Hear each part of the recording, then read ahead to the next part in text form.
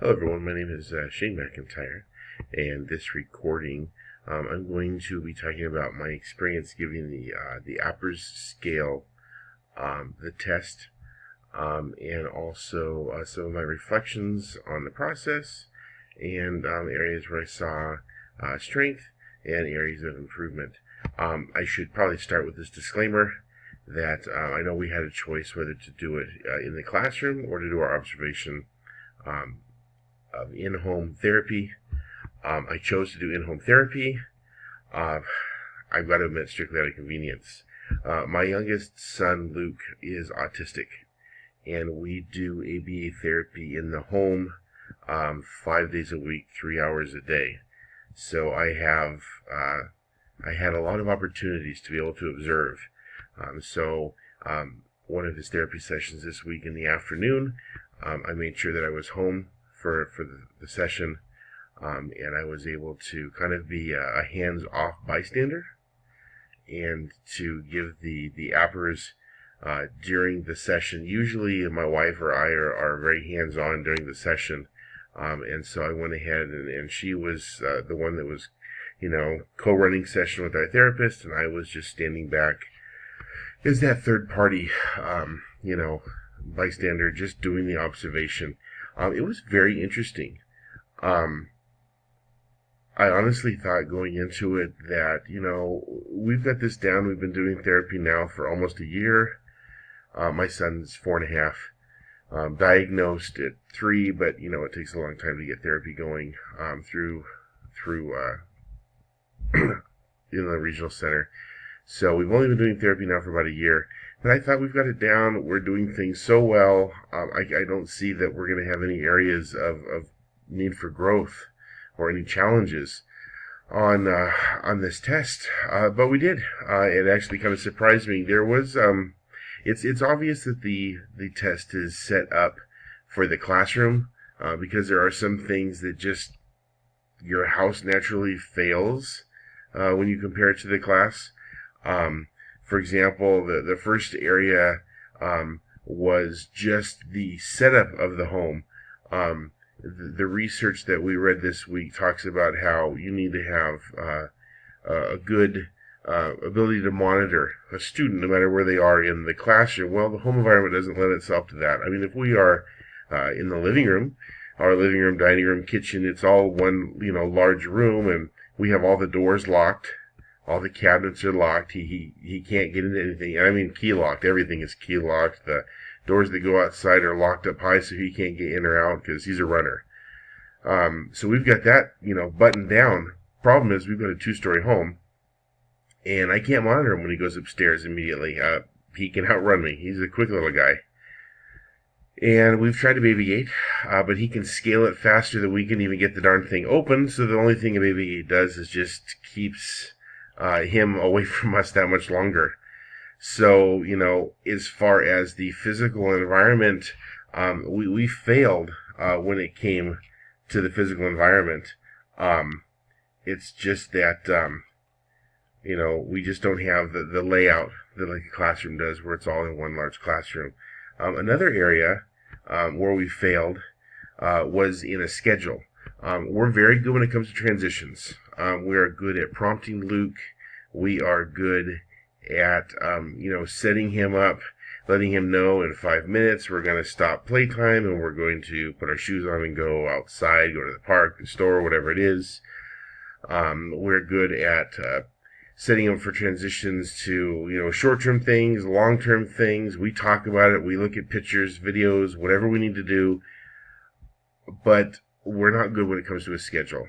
When we first started ABA therapy, we had a picture schedule that we created with the therapist. We used it.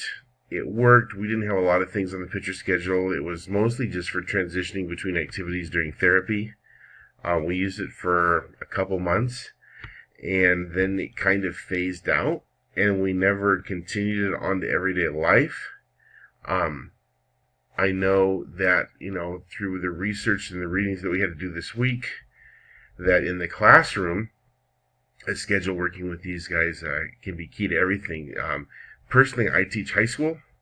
I teach government and economics and personal finance to seniors. So I don't really have much of a need for like a picture schedule on the wall, although I do, front and back of my room, I have assignments that are due coming up, tests coming up, homework, and so I can see where in like the elementary setting or younger preschool that the picture schedule is a good thing and it's a necessary thing. But honestly, we dropped the ball when it comes to having it in our house. That it would be a good thing, so Luke could see, in the morning we've got breakfast, a cereal bowl, getting his clothes on, getting off to school, picture the school bus. Could be something for nap time, for therapy, for playtime. It's another area where we definitely have some challenges and some room for growth. Areas where we did well, and I'm very happy about it, as I mentioned transitions. We're very good with transitions. We're also good as far as having the space designed where he has his own areas, his own space, and in the living room he has a place for his toys. He also has an area where he can go when he needs to decompress, where he needs a timeout. He has a little play tent that he likes to use that when it gets too loud, it gets too much commotion, that he can go into. He's the youngest of 5, so we've got a loud house, and he needs those areas. Also up in his room, he has an area where he can keep his stuff, his clothes. We have within easy access for him a place that he can get to clothes that he really likes. He's got a place for his blankets. And then his bed, he sleeps on the bottom of a bunk bed, and so that's also set up where it's a nice dark area where he likes to go lay down. He can decompress. We've got a lot of sensory items in there, soft blankets that he likes, his pillow, some very soft to the touch stuffed animals that he likes. So it's a place where he can refocus himself sensory-wise. Another area that we were good with was, I mentioned, we were good with transitions. We're also very good when it comes to positive interactions with Luke. We've worked very hard with our therapist at making sure, especially my children, my 10-year-old son, my 8-year-old daughter, that their interactions with Luke are always positive. Yeah, sure, they engage, in some playful banter and stuff with, sibling kind of things, but it's always with a positive spin. I've got a 12-year-old daughter and a 20-year-old daughter, and they always do great in their interactions with him. And then the fourth area of strength for us was, praising Luke when he does things correctly. Whether it's, he asks for something appropriately, gets our attention the right way, uses his words well, answers questions. We find a reason to praise absolutely everything that he does, because it's been such a challenge to get him to engage us correctly, without hitting, biting, scratching. So we praise everything. My overall thoughts, it was very interesting to take this. It gave me the opportunity to step back and kind of look at things from an outsider's perspective. And like I said, where I thought we were doing things really well, it kind of shows me now where we've got some room for growth and some things to certainly think about, some things that I want to talk to our therapist about, some areas that we can improve, and also want to keep making sure that we're focusing on our areas of strength. But I found this a very helpful exercise. I learned a lot, and I really appreciated being able to look at it from that kind of that third party outsider's perspective, not just Luke's dad, but maybe kind of more of a teacher looking in on things and seeing where we can improve things. So until the next video journal, that's all for me. Thank you very much.